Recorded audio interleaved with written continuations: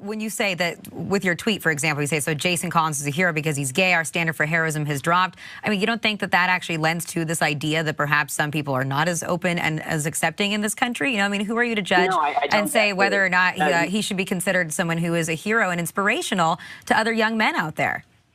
Well, here's actually the problem that I have. I think that you can accept and tolerate people's behavior, and that, demonstrates non-homophobia. I think that it is ridiculous to suggest that just because you're not celebrating, on the cover of Sports Illustrated, somebody coming out of the closet, and you think, it's relatively unimportant in the grand scheme of things because people should be able to live their lives the way that they want. I don't really understand.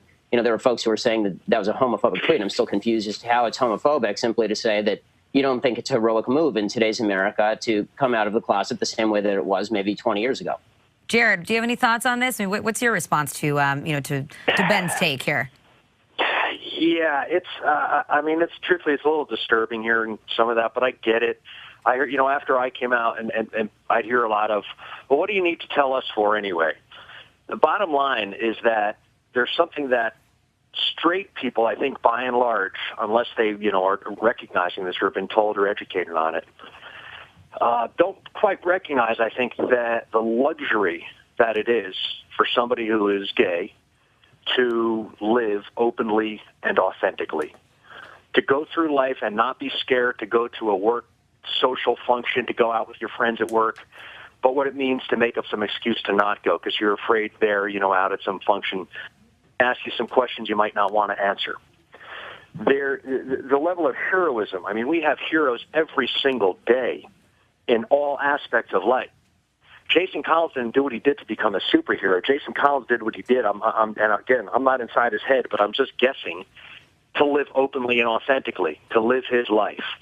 Now, it's unfortunate because don't think that the person who's coming out wants to go and share this news to the world because it's the most personal news you could share, and it's the news that you would fight and say, this is none of your business.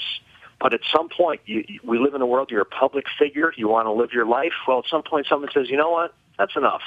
I want to live my life. You have a problem with it, that's not my problem. So I don't think, and I wonder also, with Ben, maybe when he sent out that tweet, and I sent tweets before that I think, well, am I really saying what I want to say, or am I kind of just going against the grain with an idea of something? And I don't necessarily, I can't speak for Ben, but I don't understand where would there be any vitriol? Why is there any problem with people having, say a certain day to celebrate or for this to be on the cover of Sports Illustrated? You mentioned, oh, this has been going on. Well, you know what hasn't been going on? We have not had an active pro athlete in the United States, in North American, our four major pro sports, a male athlete come out. Billie Jean King, Martina Navratilova, Cheryl Swoops, Brittany Griner. There has been a different reaction. And the same way as I think back to, let's say in college, we were all in college and we all went out and did some crazy things sometimes. And as somebody who was closeted at the time, I was well aware that it was okay for, say, maybe two of my girlfriends, if they wanted to go off and experiment on some different things in life. But it was never cool for two guys. There's a macho effect there. We've gone several years since then. And I think it's okay now it's not that weird for even a professional basketball player to say, yeah, I'm gay. Well, let's let Ben respond. I mean, Ben, do you have anything to say to that as to, what Jared... I totally agree with a lot of that. I mean, I especially agree with what he said at the very end, where he says that, it's not that strange anymore for folks to be gay. And that's why I think that it's a mistake for the media to portray it as though this is some groundbreaking moment, when the truth is there is no resistance here. There is nobody who is really coming out and saying, I have yet to hear the response really saying that Jason Collins should not have come out of the closet. I'm still, no one has said that. But the thing is, Ben, you have to realize, it's a great triumph. I'm wondering why. Let me read a comment from one of our viewers. This one's from the Norwegian 76, who says, this is the Republican way to deal with social issues, pretend that they do not exist. And I think that he does have a little bit of a point there, in that there still is a lot of bigotry in this country. We still have laws on the books that deny people equal rights when it comes to the right to be able to visit their loved ones in the hospital, the right to be able to marry openly if they are in a gay relationship. And so, you can't say that everything is fine and we're at a good place in the country where there still aren't, inhibitions to people being able to live their lives. This is what I think is the real agenda in large part. I think the idea of equating, support for traditional marriage with tremendous anti-gay sentiment that would put Jason Collins back in the closet is silly, and I think it's actually the real political agenda underlying a lot of the kind of coverage of issues like this. We are all happy for Jason Collins. He can live the life that he wants to live.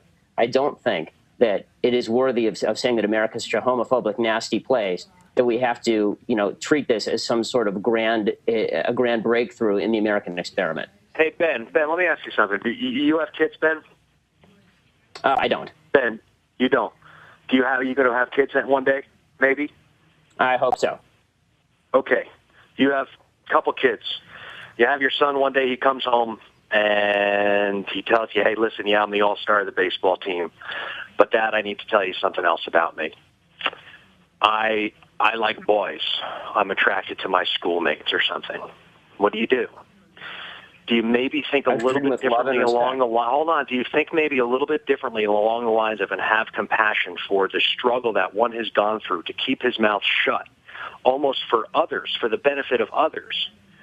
I just don't see how you can't see the heroism Jared, here. I have nothing but compassion for these folks, and I have nothing but compassion for Jason Collins, and I hope he lives the life he wants to live. What I don't think is appropriate is slandering the American people by implication as a bunch of nasty folks who are out to get folks like Jason Collins. I just don't see that in today's America. Who's slandering American folks? I'm saying this is a great day for American people. This is a huge day for Americans. Jared, you just said to me that, people like me, people who are conservative, would not even accept, presumably, their own sons if their sons came home and said they were gay. And I didn't use any word conservative. I'm just hearing this. I'm thinking, I don't get it. Why is there... Let's just say it has nothing to do with being gay. Let's just say it's the story is I like to read the New York Times, and you like to read the New York Post. You read the New York Post, I'll read the New York Times, and let's both enjoy life and move on and not have to say about I don't understand what each other does. I agree with you. And this is my problem. I think most Americans agree with both of us, and that's why I think that this is overblown. All right, let me just, we're going to have to wrap it up here in a moment. But, Ben, let me just ask you, too. So I have one tweet here that was in response to your original tweet that says, but for real, Ben Shapiro, it's a shame you couldn't have been gunned down on D-Day. No. Have you gotten a lot of responses like this? Oh, sure. I mean, tolerance, I would prefer to see... Hello, my name is Constantino, and I just graduated high school a week ago, and I'm going to attend Emory University in the fall. And in our English class, we were shown an extremely feminist video displaying the Fox News as one of the main news sources that displays, I guess, anti-feminist views. Right, because all the women are attractive. Yeah, exactly, pretty much. So what are your thoughts on, I guess, feminism in general and everything like that? Well, I mean, feminism, the original point of feminism was a good point, which was a lot of men acted like pigs, right? I mean, that's true. The problem is the solution of feminism was, okay, let's have women act like pigs also, as opposed to let's hold men to a higher standard, which is really what should have happened. They destroyed the very institutions that benefit women the most. You know who's benefited from feminism the most is men. Men have benefited enormously. We have to work less. Listen, if I can get my wife is in medical school at UCLA. I promise you, I'm going to take a sabbatical the minute she starts working.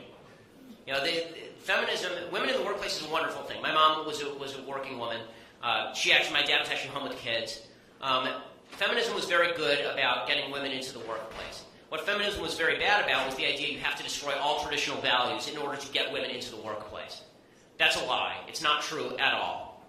The greatest institution in the history of mankind for women is monogamous marriage. It is the greatest institution in the history of mankind. Before that, women were just they were members of harems, and they were victims of sexism on a routine basis. Marriage, anybody who's married, you guys aren't married yet, marriage is about equality. That's what a marriage is about.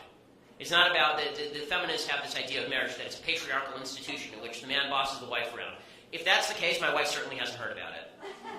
So, feminism has made a lot of mistakes, among them the idea that of separating marriage from sexuality, the idea that women should act exactly like men, that men and women are exactly the same.